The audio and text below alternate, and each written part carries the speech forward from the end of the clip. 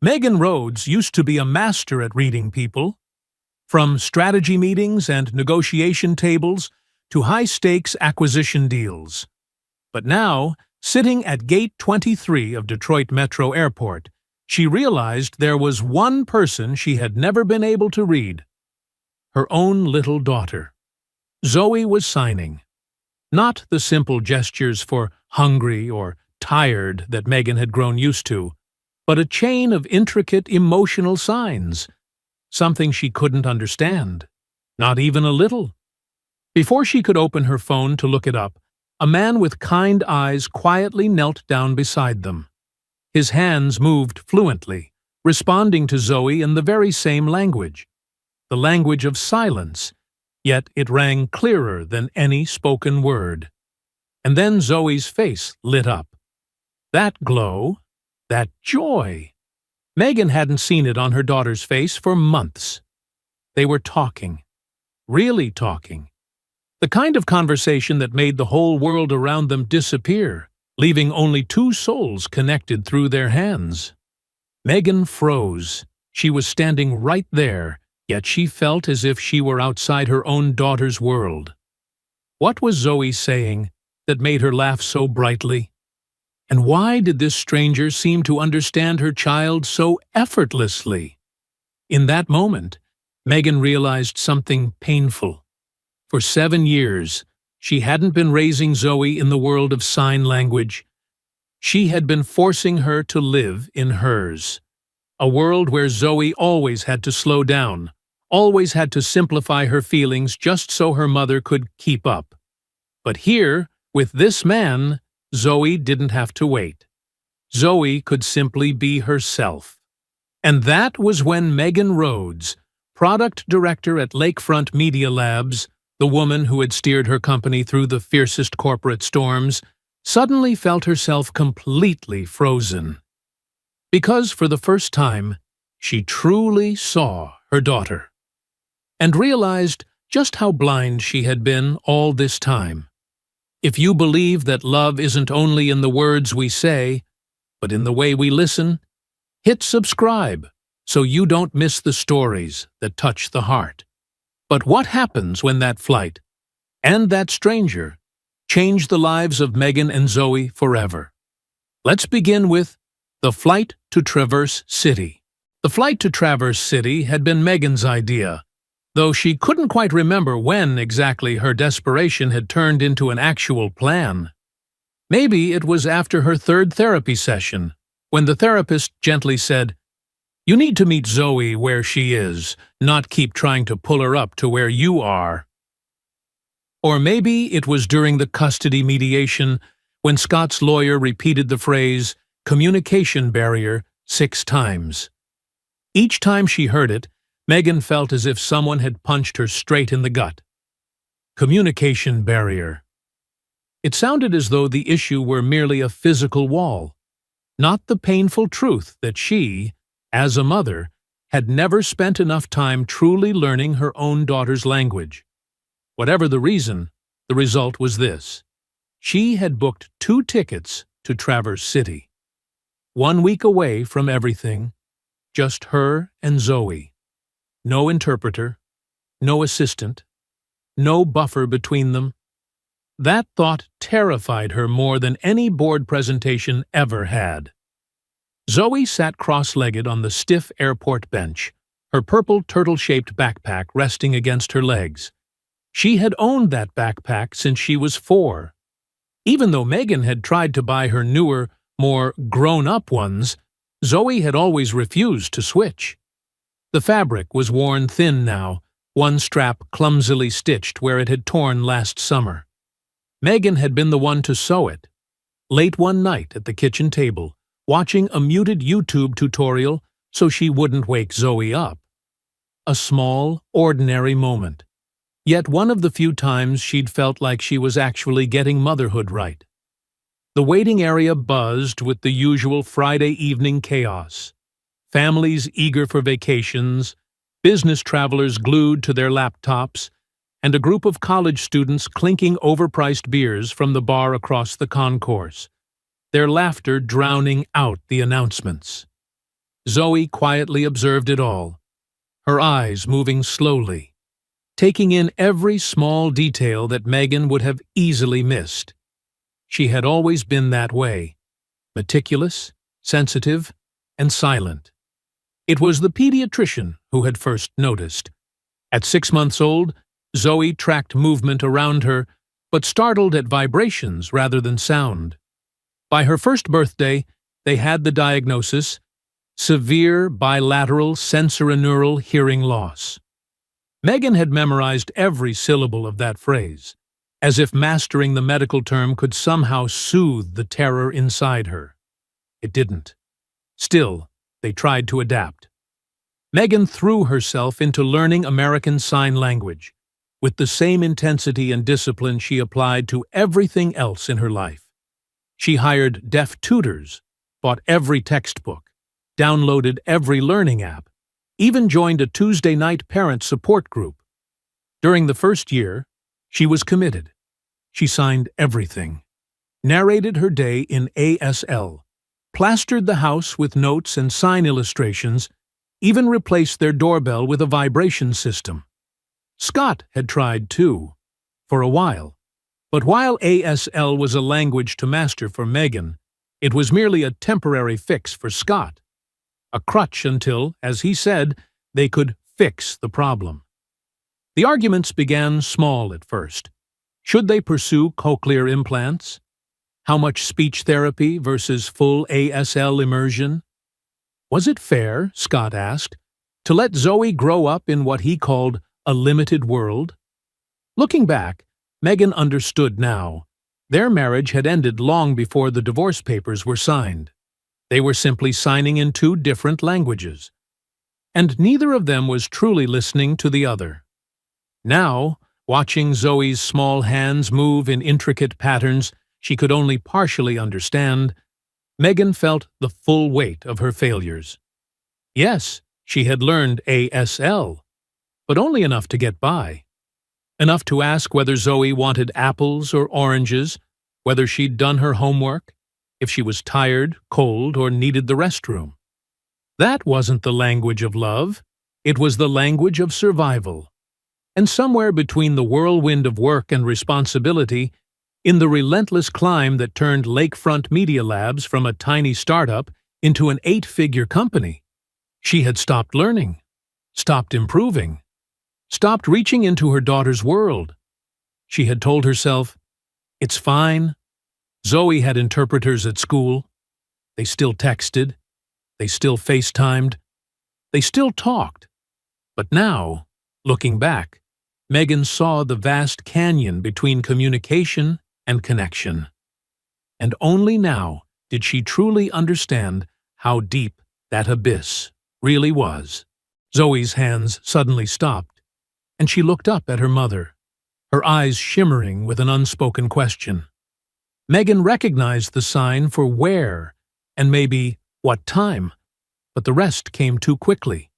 A blur of gestures, a rain of signs she simply couldn't keep up with. She reached for her phone, intending to type her response, when a shadow fell over them.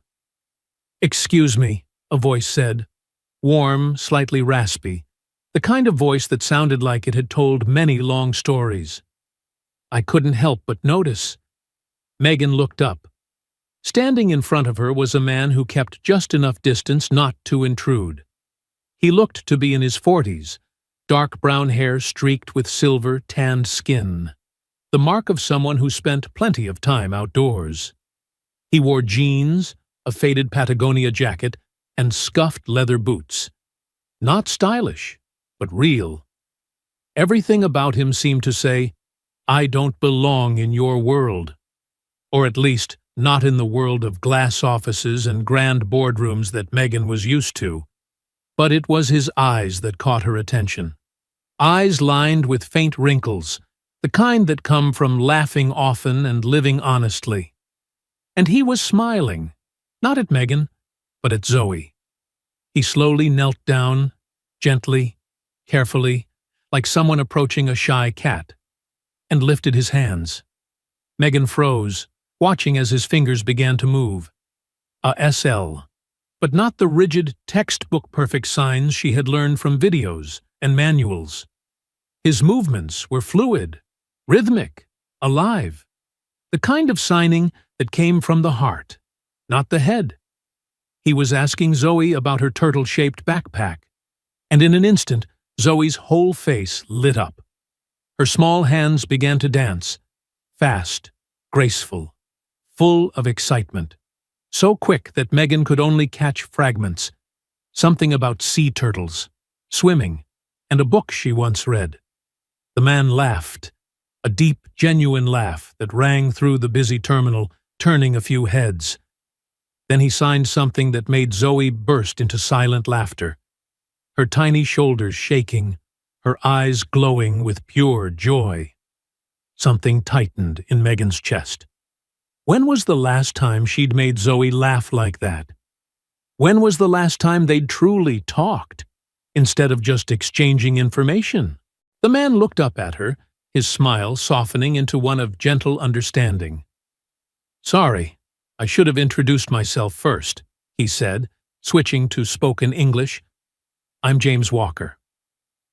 I saw her signing and thought, maybe I could just say hello. My daughter's deaf, too. He stood and offered his hand. Megan shook it almost automatically, her professional instinct kicking in, even as her thoughts scrambled to catch up. "Megan Rhodes. And this is Zoe, he repeated, signing her name with an easy smile. "That's a beautiful name. It means life." Zoe nodded eagerly and signed a long, animated string of gestures. James raised his brows, his eyes lighting up. "Oh, your mom picked it?" He looked at Megan. "That's a wonderful choice. Life? Something resilient, unbreakable, that always finds a way to survive and grow, even under the harshest conditions." His gaze carried quiet admiration. "That's a very meaningful name." Megan felt her cheeks grow warm. She had once said those exact words.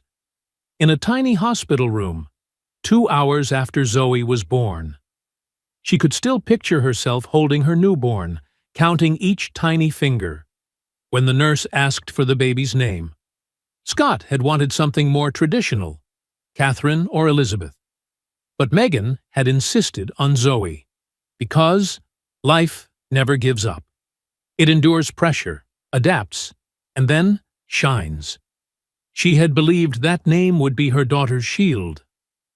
"Thank you," she said softly, her voice slightly hoarse. "Are you traveling with your daughter?" James shook his head. A flicker of shadow crossed his eyes, so fleeting that Megan couldn't name it. "No, Harper's in Traverse City with her grandmother. I had a few days of work in Detroit, and now I'm flying back."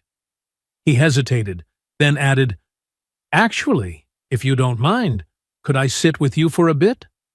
The flight's delayed about 90 minutes, and it's rare to meet another ASL family. Harper doesn't often get to chat with other deaf kids." Megan should have said no. She didn't know this man. A cautious part of her whispered about strangers. But Zoe gently patted the seat beside her, her eyes bright with hope. Signing one simple word Megan understood instantly. "Please." And in James's face, there was something quietly trustworthy. Or maybe, Megan thought, she was simply desperate for anyone. Someone who could speak to her daughter in the way she no longer could. "Of course," she said, keeping her voice calm. "We'd love some company." James sat down, moving with an ease that made it seem as if he already belonged in that space. Within seconds, he and Zoe were deep in lively conversation. Megan sat beside them, silently watching, trying to follow along, but she understood only a third of it. Zoe was talking about school, her art class, and something that had happened during recess. James listened with the kind of attentiveness few adults ever gave children, engaging with his eyes, nodding, smiling, asking questions with his hands and face. And Megan realized it had been so long since she'd seen Zoe like this. completely free, completely herself. James took out his phone, opened his photo library, and showed Zoe a picture. From her angle, Megan could see it was a photo of a little girl, about 9 or 10 years old, grinning wide, a gap where one tooth was missing, her hands frozen mid-sign. Zoe's eyes lit up. She began signing rapidly, her fingers moving so fast they blurred into streaks of light. "Zoe's asking if she can video call Harper," James translated, glancing toward Megan for permission. "That's my daughter. They both want to meet each other." Once again, Megan felt her heart tighten. Zoe wanted so badly to meet another deaf child that she had to rely on the father of a stranger, simply because she didn't have those connections in her everyday life. When was the last time Zoe had even mentioned a friend from school? When was the last time Megan had arranged a playdate, or asked about her daughter's life outside of class, instead of just asking the interpreter whether Zoe was adjusting well? "Of course," Megan said, her voice raspier than she intended. "That sounds wonderful." James began setting up the call with the ease of someone who had done it many times before. Within seconds, Harper's face appeared on the screen. Warm brown eyes, a bright, toothy smile, the spitting image of her father. The moment Harper saw Zoe, her hands started to move. Excited, fast, alive. Zoe responded just as quickly, her fingers flying so swiftly they nearly disappeared. James held the phone steady, occasionally adding a small sign or two, but mostly letting the two girls talk. Megan sat there, watching, witnessing something that felt almost like transformation. This wasn't the Zoe she saw at home. The careful, patient little girl who always slowed down so her mother could keep up. This was Zoe unrestrained. Zoe vibrant. Zoe fully herself. Their conversation went on for nearly 15 minutes. The girls talked about everything: favorite colors, whether dragons were real, what they wanted to be when they grew up. Then Harper signed something that made Zoe burst into silent laughter, throwing her head back, her whole body trembling with joy. Megan felt her nose sting. Tears welled at the corners of her eyes. She blinked them away quickly, hoping no one noticed. When the call ended, Zoe stayed there, her face glowing like sunlight. She turned to her mother, hands moving fast, her expression vivid and animated. Megan tried to follow, catching only fragments. Friend? Fun? Maybe? Summer. The rest washed past her like waves. She looked to James, her eyes almost pleading. He was still seated calmly, a faint smile on his lips. "She's asking," he translated, "if she can visit Harper this summer. There's a camp for deaf kids in Michigan that Harper goes to every year. Zoe really wants to go." He hesitated briefly, then continued, slower this time. "Zoe also said there aren't any other deaf kids at her school. Just a few hearing classmates who know a little bit of signing." The words hit Megan like a blow. Zoe's school did have a program for deaf and hard-of-hearing students. That was precisely why they'd chosen it. Top-tier equipment, certified interpreters, small classes, an environment where everyone used ASL. But apparently, a program didn't mean a community. Apparently, her daughter had been lonely in ways Megan had never even noticed. "I didn't know," she whispered, almost to herself. "About friends. She never said anything." James looked at her, his voice gentle but firm enough to make her chest ache. "Did you ask?" Megan opened her mouth to argue, then closed it again. Had she ever really asked? Had she ever opened a conversation wide enough for Zoe to feel safe sharing anything real? Or had she just been checking boxes, the routine checklist of a busy parent? School okay? Homework done? Any problems? All questions that could be answered with a simple yes or no. The simplest signs she was sure she knew. she hadn't been talking to her daughter. She'd been conducting a daily report with her own 6-year-old. Before the guilt could swallow her whole, her phone started vibrating again. Scott's name lit up on the screen. Megan exhaled sharply, muted the call, and slipped the phone back into her bag. He had been calling and texting all day, ever since she'd told him about the Michigan trip. Not asking permission, just telling him. Because legally, she didn't need his consent for this vacation. She was exhausted from always having to ask permission just to be a mother. The phone buzzed again. Then again. James glanced over, then back at her. His face stayed calm, unreadable, free of judgment. "Sorry," Megan murmured. "My ex-husband. He's not thrilled about this trip." "The Michigan trip?" James asked. She nodded. "He thinks I'm being impulsive. That Zoe needs stability, not adventures." She didn't add the rest. That Scott had accused her of trying to compensate for guilt with grand gestures, that she should stop performing motherhood and focus on truly understanding her child. That he was considering filing for primary custody, because, as he'd said, Zoe deserves a parent who can actually communicate with her. James let out a thoughtful hum. Does Zoe like stability and routine? A question that sounded simple, yet froze Megan where she sat. Did Zoe like routine? She honestly didn't know. Did Zoe like routine? Probably.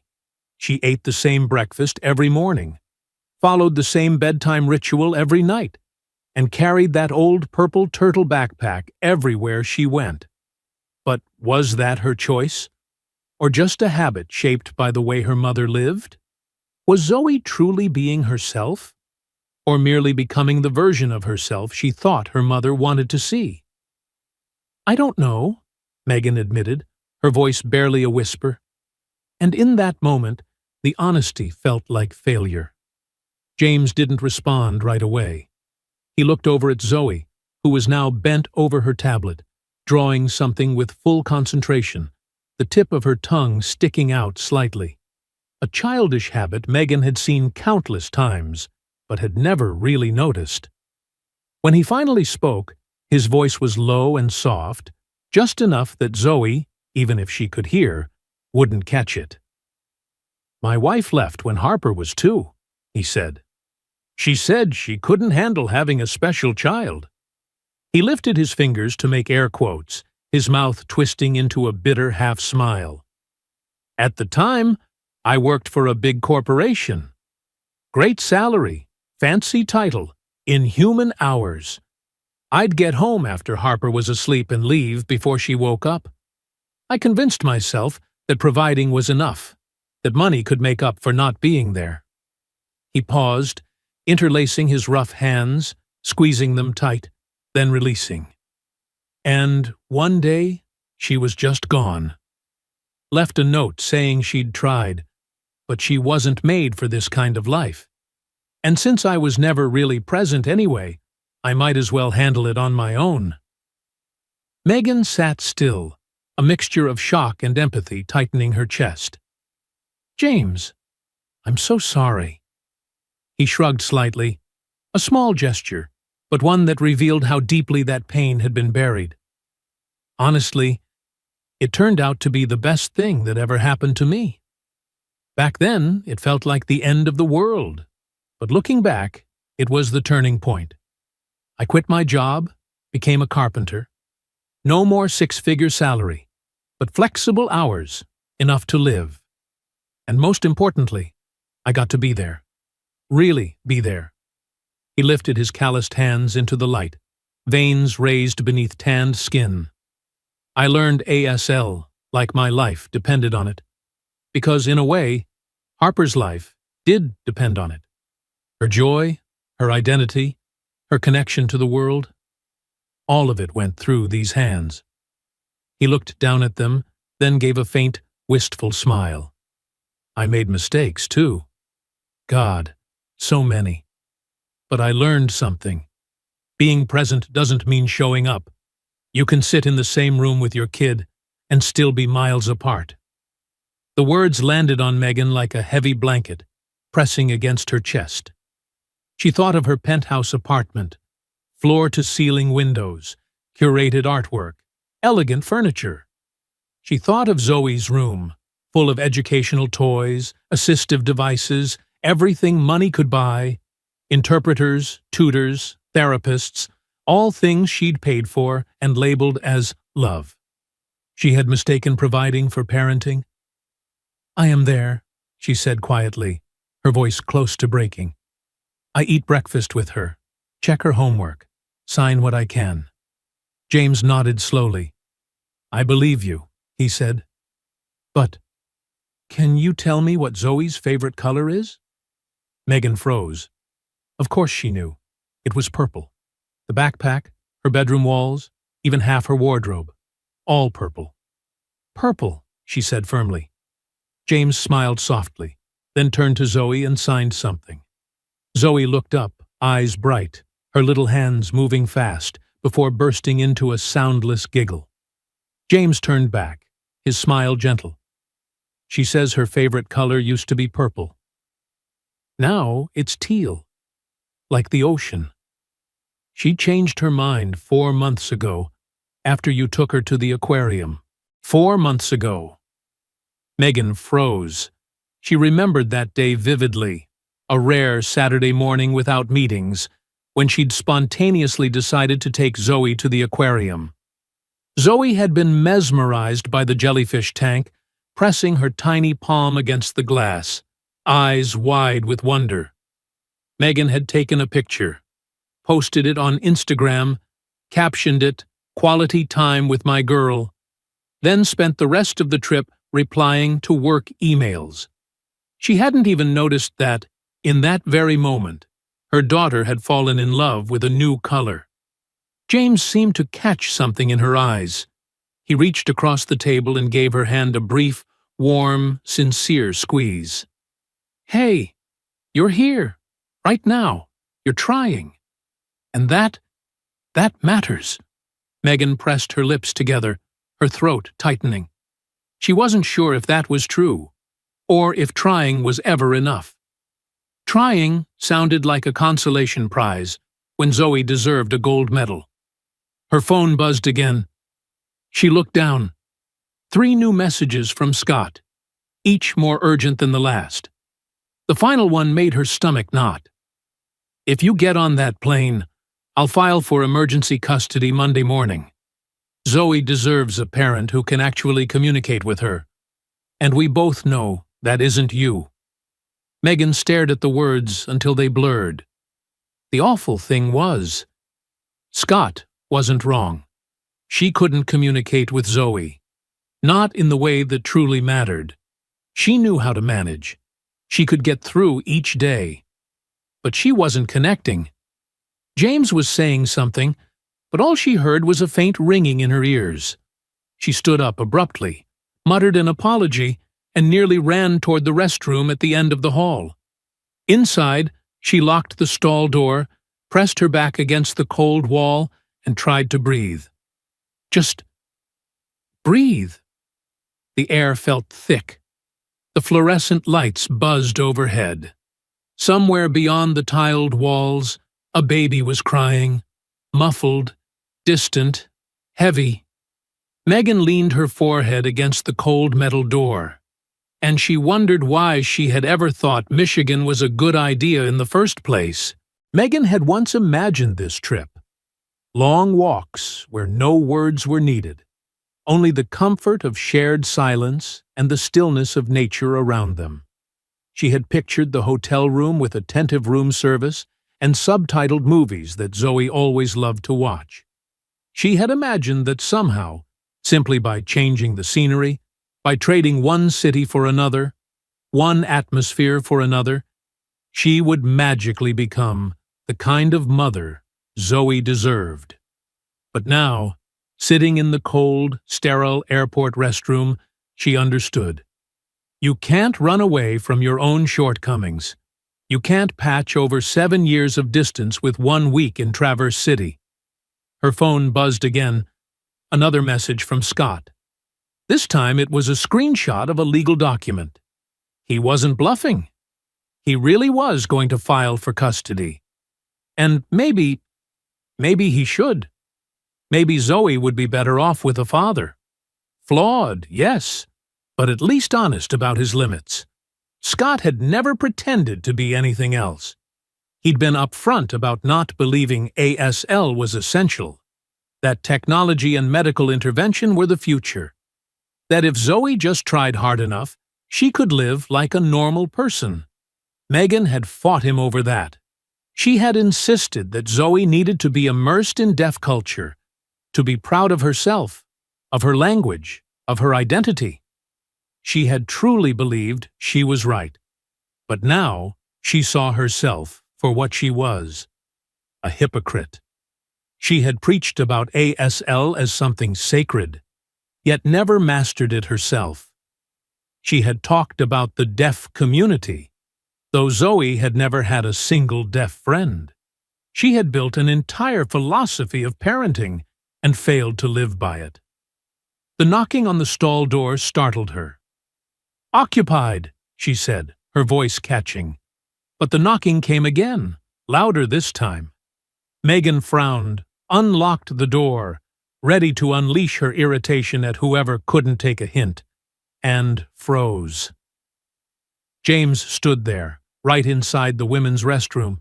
He looked both awkward and determined, like a man who knew he shouldn't be there, but had decided he needed to be anyway. "You can't be in here," she said flatly. "I know," he replied. "Zoe was worried. She saw your face before you left." He shifted his stance, lowering his voice. "Listen, I don't know what's going on, and you don't have to tell me. But that kid out there, she adores you. I can see it. The way she looks at you, like you're her whole sky. Whatever you think you're failing at, Zoe doesn't see it that way." Megan laughed, a broken, hoarse sound. "She doesn't see it because she's 6, and I'm all she's got. But she deserves more. She deserves someone who can actually talk to her, who understands when she's happy, scared, or sad. Someone who doesn't need a translation app to speak to her own daughter." The words spilled out before she could stop them. Her dad's right. I'm not enough. I thought love, money, and good intentions were enough. But they're not. Zoe needs someone better than me. James was silent for a long time. A woman entered, froze at the sight of them, blushed furiously, muttered an apology, and backed out. He barely noticed. Finally, he said softly, "Can I tell you something about Harper?" Megan wiped her tears and nodded. "When she was 4, he began, she asked me why I talked funny. My ASL was awful back then. I was learning, but I kept messing up, signing backwards, confusing similar signs, unable to keep up when she got excited." He gave a small laugh, but there was pain beneath it.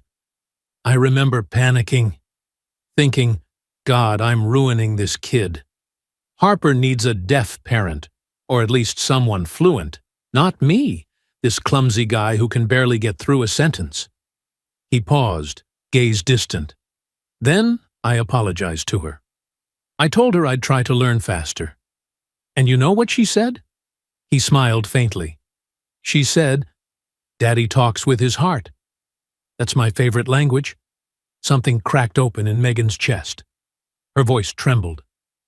"Zoe deserves someone who can speak with both heart and hands." "Maybe," James said, nodding gently, eyes warm. "Or maybe she just needs someone who's willing to learn, to keep learning, to never quit, to stay even when it's hard. Kids don't need perfect parents, Megan. They need present ones, the kind who stumble, fall, and get back up, because they believe their kids are worth it." He stepped back, one hand on the door, checking that the hallway outside was clear. "That flight to Michigan, that is the effort. Don't let fear, or guilt, or your ex's threats convince you it doesn't matter." With that, he opened the door, murmured an apology to the woman still waiting, and disappeared down the hallway. Megan stood there, motionless. She looked at herself in the mirror. Mascara smudged, designer blouse wrinkled, the reflection of a woman who had once believed she had control over everything, now slowly unraveling. But somewhere in that reflection, something new flickered. Fragile, but real. She looked like someone who had lost her way. Or maybe someone who was finally starting to find it again. Megan drew a deep breath, splashed cold water on her face, straightened her blouse, and walked out of the restroom, back toward gate 23, where Zoe was waiting. When Zoe saw her mother return, her whole face lit up, like the sun breaking through gray clouds. She signed rapidly, her small hands fluttering in worry and relief. Megan tried to follow. She caught the signs for okay, Mom, and maybe sad. She knelt in front of the chair, bringing herself level with her daughter, meeting those deep, dark eyes. Eyes that always watched, always read the world in silence, and had always been waiting for something from her mother. Megan lifted her hands and began to sign, slowly, deliberately, each word handled like something fragile and precious. "I'm okay. I love you." "I'm sorry." Zoe's tiny hands rose to respond, her movements patient and gentle enough to make Megan's heart ache. "I love you too. Don't be sorry. You're here." Just a few signs, but they carried an entire world of forgiveness. Megan pulled her daughter into her arms, breathing in the strawberry scent of her shampoo, the warmth of her small, familiar body. Zoe wrapped her arms around her mother's neck, holding tight, as if afraid that letting go would make her disappear. And in that moment, no words were needed at all. When they finally drew apart, Zoe tugged at her mother's sleeve and pointed to the tablet on her lap. On the screen was a drawing, vibrant, detailed, full of color. 3 people, a woman, a man, and a little girl, with a purple turtle backpack. Above them, in uneven but clearly written letters, were the words, "My new friend, his daughter, and me." Megan felt her throat tighten. "It's beautiful, sweetheart," she said softly, then signed it again, slowly, carefully, just clear enough for Zoe to understand. Zoe smiled, then began to sign a longer chain of phrases, her face shifting with every emotion like ripples across a quiet lake. Joy, excitement, tenderness, vulnerability.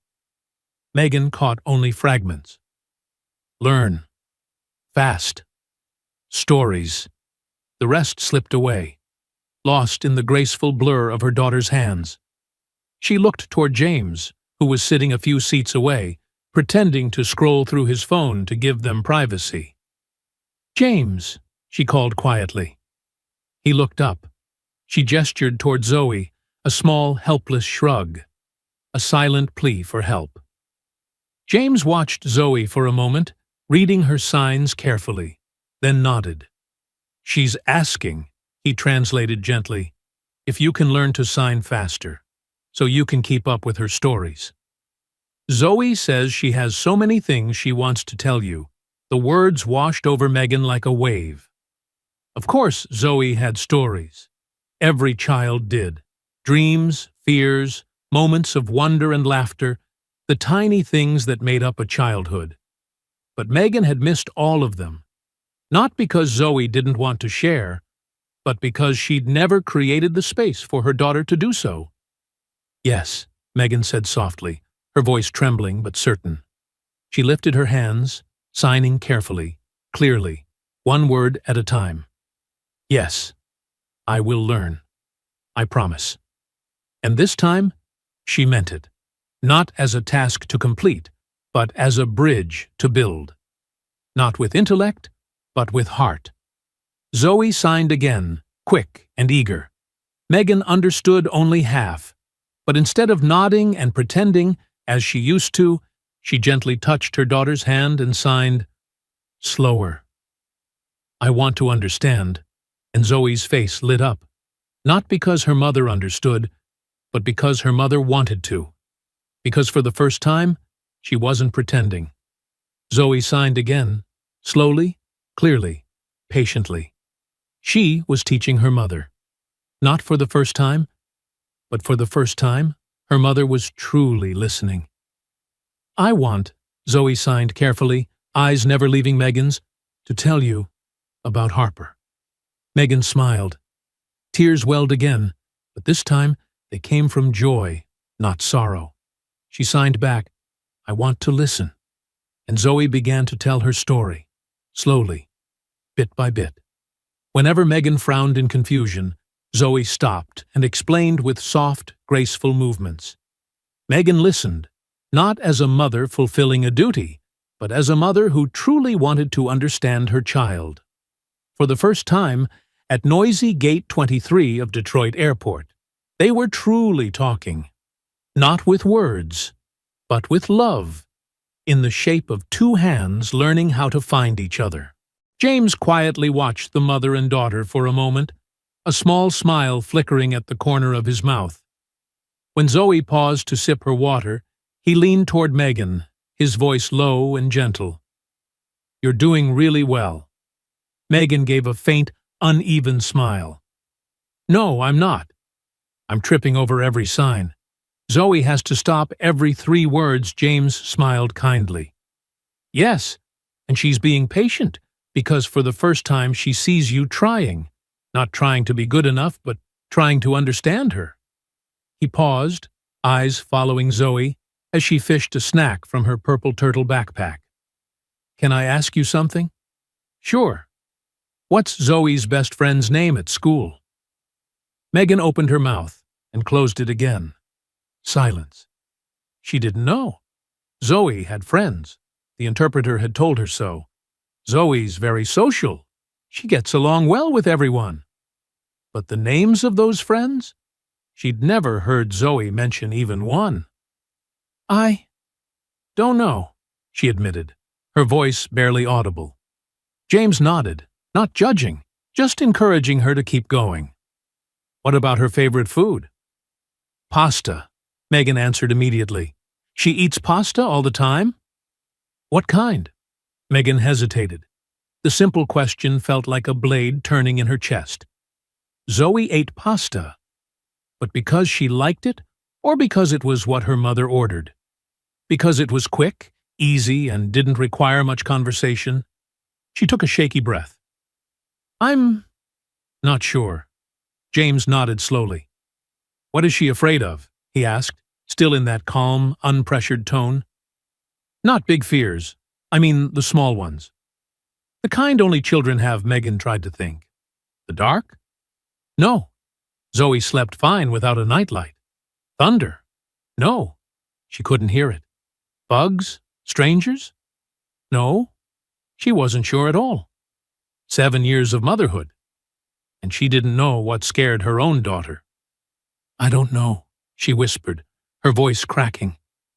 James stayed quiet for a moment, as if honoring that silence. Then he spoke softly. "When Harper was 6, the same age as Zoe, I thought I was doing great, too. She went to school, ate well, slept on time. Everything seemed fine. Until her teacher called me one day. Harper had a meltdown at school, crying uncontrollably, refusing to use the restroom." He looked down at his rough, calloused hands. "Turns out she was terrified of automatic toilets." The sudden flush, the vibration, the unexpected splash. It scared her. She never knew when it would happen, so she just held it in. For 2 years.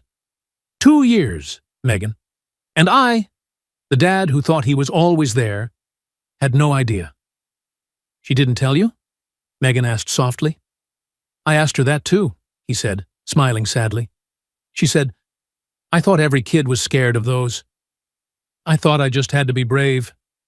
He lifted his gaze to meet hers, Kids don't always tell us things. Sometimes they need to be asked. Sometimes they just need to know that we want to know. Not to fix it, not to solve it, but simply to understand. Megan turned to look at Zoe, calmly munching on a granola bar, eyes fixed on her tablet, peaceful and focused. Her daughter, the one she thought she knew. The one she'd provided for, protected, loved. And yet, she realized now, she didn't know her at all. "How do I even start?" she asked, her voice trembling. "How do I learn my own child again?" James smiled, his eyes soft like late afternoon light.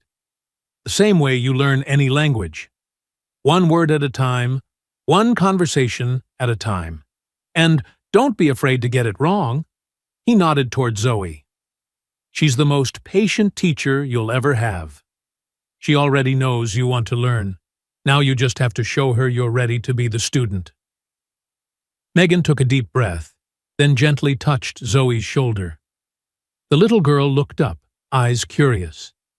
Megan signed slowly, each movement deliberate and careful. "I want to learn. Will you teach me?" Zoe's face lit up as if someone had switched on a light inside her. She nodded eagerly, then started signing, but stopped halfway, remembering her mother needed a slower pace. Zoe signed one word, waited. Megan copied it. Zoe nodded, grinning. Another word. This one Megan recognized. "Friend." She repeated it, a bit clumsy. Zoe clapped, her smile spreading wide. Then she signed something more complex, breaking it into smaller parts when she saw her mother hesitate. James watched them, his eyes softening, a quiet mix of hope and faith. "Hey," he said after a moment. "Harper and I live near Sleeping Bear Dunes. It's not far from Traverse City. If you two have time this week, maybe we could meet up. Let the girls play together?" Megan looked up, surprised. "Are you sure? I wouldn't want to intrude." "You wouldn't," James interrupted gently, smiling. "Harper would love it. She doesn't get many deaf friends visiting. And—" he paused briefly. "Sometimes it helps to have someone who's already walked this road. Not to tell you what to do, just to remind you you're not alone." Megan swallowed hard, her throat tight. "I'd like that. Thank you." James took out his phone. "Want to exchange numbers?" They entered their contact information, and just then, the airport speakers crackled to life. "Flight 237 to Traverse City is now boarding all passengers." Around them, travelers began gathering their bags and lining up as usual. James stood, offering his hand. "Looks like we're on the same flight." Megan took it. The calloused, warm, steady hand. "Looks like it." Zoe slipped on her turtle backpack, her tiny hand sliding into her mother's. The three of them walked toward the gate. An unlikely trio, bound together by language, patience, and something quietly beginning to grow. As Megan handed over her boarding pass, her phone buzzed again. Sender, Scott. Almost certainly another threat, another demand, another reminder that she was doing it wrong. She silenced it, didn't look, slipped the phone into her pocket. For the next week, she would answer no calls. For the next week, she would simply be a mother, learning to listen not with her ears, but with her heart. The plane lifted off the runway under the golden sunset of Michigan. Amber light poured through the window, bathing the cabin in a warm, honey-colored glow. Zoe pressed her face against the glass, eyes wide as the world below shrank, houses turning into tiny squares, roads into glowing threads that wound across the fading earth.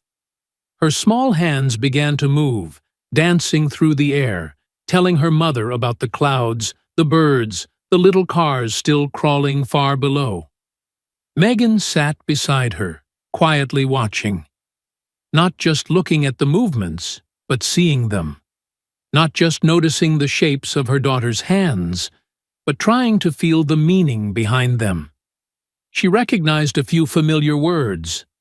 White, cotton, probably talking about clouds. Then fly. Then a new sign she didn't know, one that she guessed meant free. After that, Zoe pointed downward, signing a long, flowing stream, too fast for Megan to catch more than fragments. She could have nodded along. She could have smiled and pretended to understand, like she'd done thousands of times before. But this time, she didn't. This time, Megan gently touched her daughter's hand. Not to interrupt, but as an invitation. She signed slowly, each word distinct and careful. Slower. I want to understand everything. Zoe turned, eyes wide in surprise. Then, slowly, something appeared on her small face. First confusion, then hope, and finally, pure joy. She nodded, began again. This time, slower.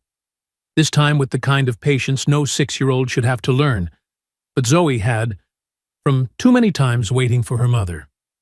Clouds, she signed, pausing for her mother's nod. Like, pause.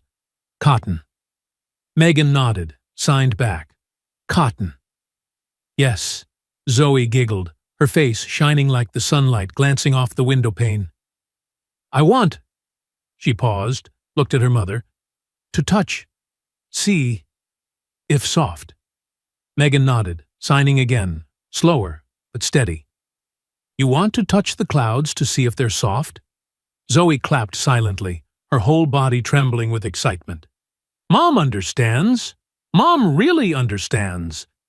She kept signing, faster now, with growing confidence, talking about wanting to fly like birds, about imagining people who lived on clouds, about a picture she'd once drawn in class. A city in the sky. Megan didn't understand everything. She missed signs, fumbled others, but this time she asked. And Zoe, with the patience of a child who had waited her whole life to be understood, taught her again. Across the aisle, James watched quietly.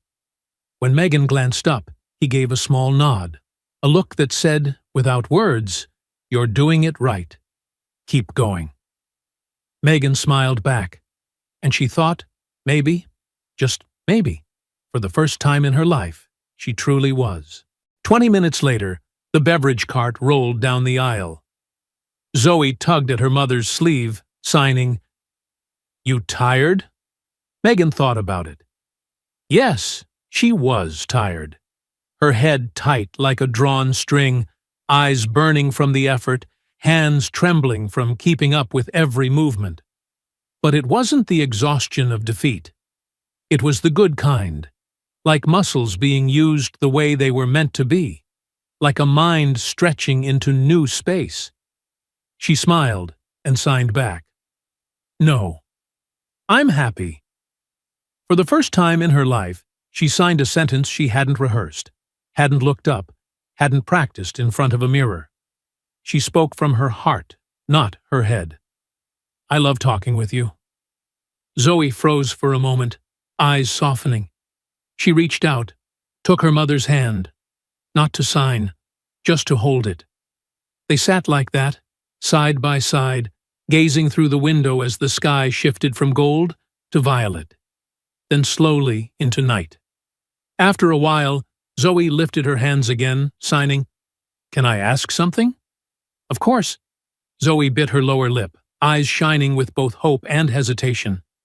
"Can we meet Harper? For real?" Megan nodded without hesitation. "Yes, I'll call James as soon as we land." Zoe smiled, then signed again, slower this time, more careful. "And the summer camp? For deaf kids?" Megan remembered what James had said. A summer camp Harper went to every year. A place where kids like Zoe could play, learn, belong. She thought of all the times she had said no. No to deaf community events. Too busy. No to parent groups. Afraid of being judged. No to opportunities to connect. because she was scared to face her own inadequacy. She had said no so often that she'd forgotten how to say yes. She took a deep breath, then signed, "Yes. We'll look into it. If you want to go, you'll go." Zoe squealed silently, throwing her arms around her mother's neck, hugging tight. Megan felt her daughter's small body tremble. Maybe from laughter, maybe from tears, maybe both. When Zoe looked up again, her eyes sparkled. She signed a quick, excited string of words. Megan caught only a few, but enough to understand. "Thank you." "Mom." "Happy." Megan smiled, tears spilling freely down her cheeks. She signed back, her voice thick with emotion. "I'm happy too." And for the first time, it wasn't a lie. A flight attendant passed by, handing out snacks as the cabin lights dimmed. Zoe leaned her head against her mother's shoulder, her tablet resting quietly on her lap. She wasn't drawing or signing, just sitting in peace. The kind of peace only a child who feels completely safe can know.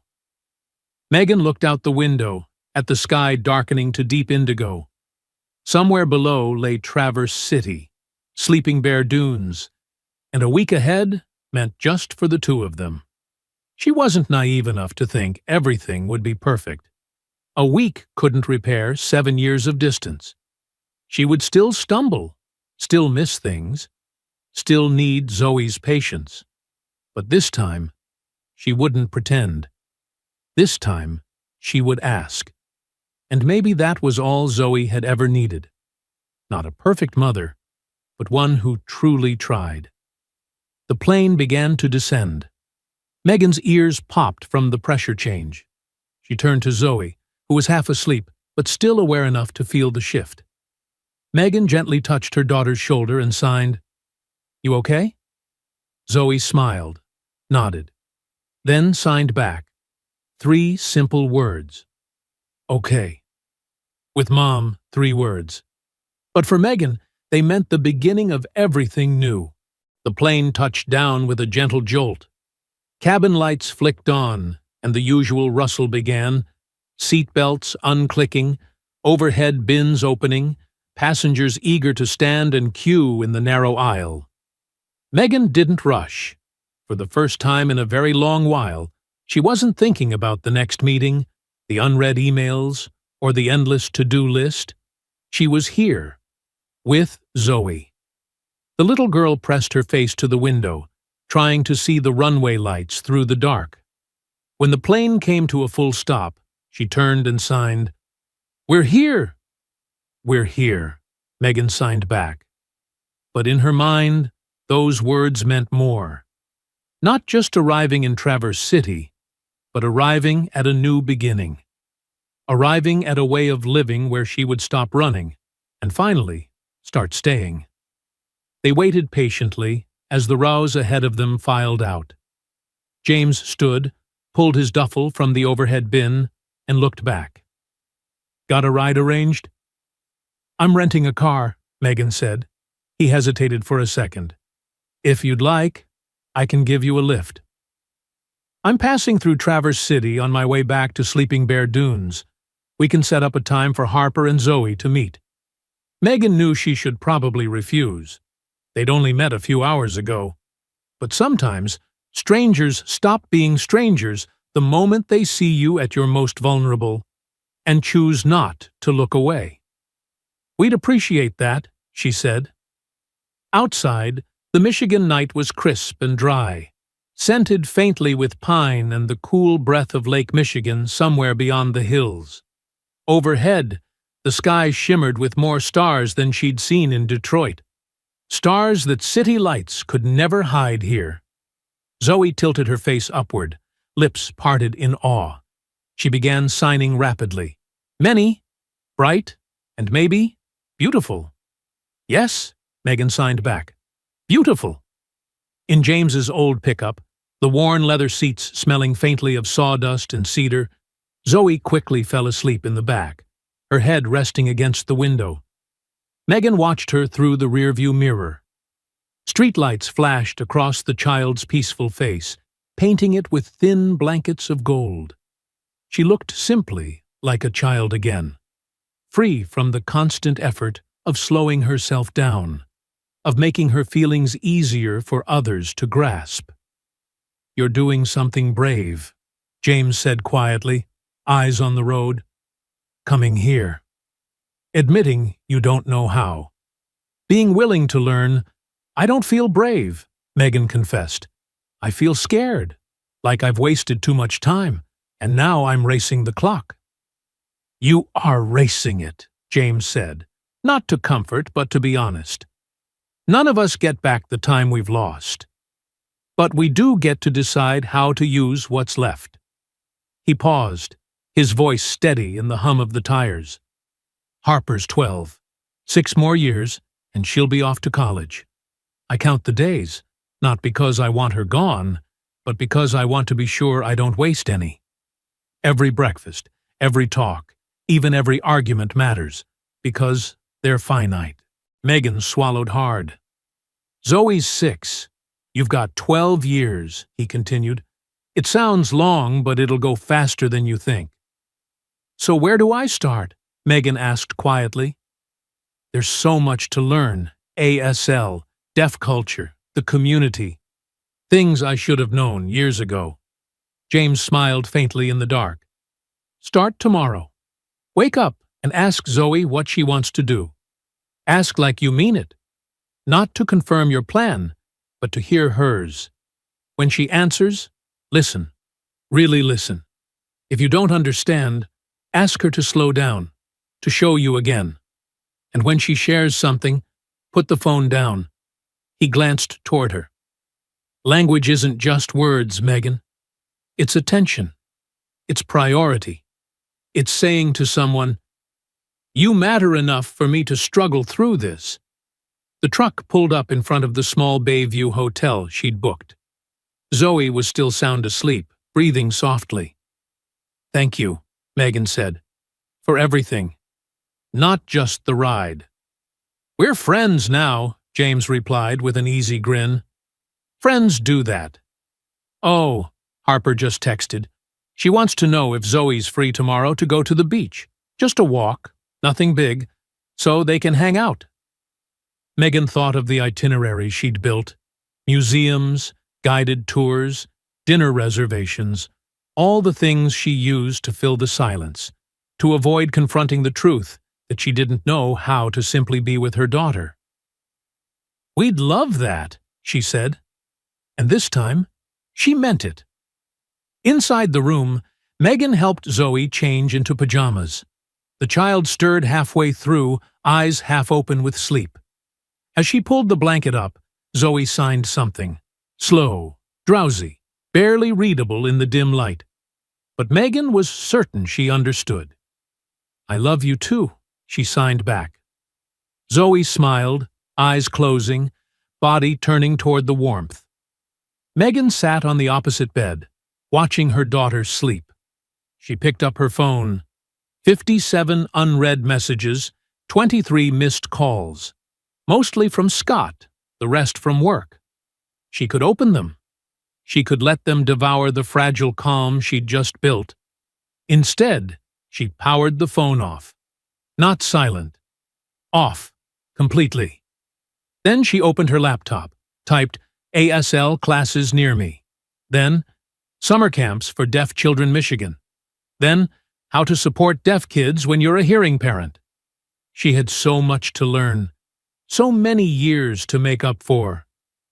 But for the first time in 7 years, she felt she was finally facing the right direction. The next day, on the sand of Sleeping Bear Dunes, Megan watched Zoe and Harper run along the shoreline. 2 little figures chatting in their own language, a flurry of hands and laughter that carried no sound, yet somehow filled the air like music. James stood beside her. Both of them silent, smiling whenever their daughters laughed. That laughter without sound, the purest music there was. "You know," James said, "last night Harper asked if Zoe could be her little sister." Megan laughed, blinking back tears. Zoe drew a picture with Harper in it. She called her my new sister. James chuckled, eyes crinkling. We could do worse. Two girls who found each other, and two adults who finally understand that love sometimes means struggling, failing, and trying again. Megan looked at her daughter, really looked, and thought about all the conversations still waiting for them. The stories Zoe would tell. The years ahead spent learning a language not just of hands, but of the heart. It wouldn't be perfect. She'd still make mistakes, still miss things, still need Zoe's patience. But she would be there. Truly there. And maybe, in the end, that was what mattered most. Zoe turned and waved for her mother to join. She signed quickly, gleefully. Megan couldn't catch it all. But instead of nodding vaguely, she walked down onto the damp sand, knelt to meet her daughter's eyes, and signed, one more time. Slower. I want to understand, and Zoe, with the brightest smile Megan had ever seen, began again. One word at a time, one sign at a time, one story at a time, teaching her mother the language she should have learned long ago, but was finally ready to embrace. The language of love. The language of connection. The language that doesn't need perfection. Only sincerity. Under the Michigan sun, with the waves murmuring a song neither of them could hear but both could feel, mother and daughter began again. Not from the starting line, but from exactly where they stood. Together. At last. If this story touched your heart, don't forget to like, subscribe, and turn on the bell so you won't miss the next journey of healing. Have you ever shared a language that was yours alone with someone you love? Tell me your story in the comments. I'd love to read it.